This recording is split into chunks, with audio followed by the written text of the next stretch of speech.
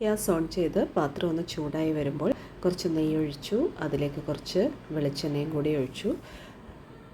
പിന്നീട് പട്ട, ഗ്രാമ്പൂ, ഏലക്ക ഇത്രയിട്ട് നന്നായിട്ടൊന്ന് വഴറ്റിയെടുക്കുന്നു. അതിലേക്ക് ചെറുതായിട്ടരിഞ്ഞ സവാള, ഒരു സവാളയാണ് ഇട്ടിരിക്കുന്നത്. ചെറുതായിട്ടരിഞ്ഞ ക്യാബേജും ഇടുകയാണ്. പിന്നീട് 2-3 പച്ചമുളക് കീറിയതും കൂടി ഇടുന്നു.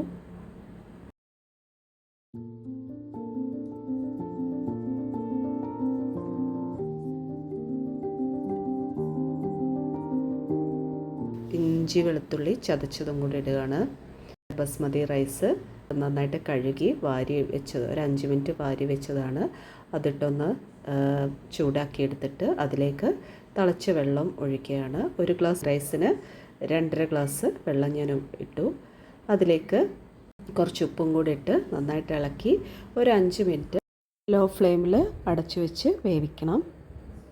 നമുക്കൊന്ന് തുറന്ന് നോക്കാം. അപ്പോൾ നമ്മുടെ അരിയൊക്കെ കറക്റ്റ് വേവ് വന്നിട്ടുണ്ട്.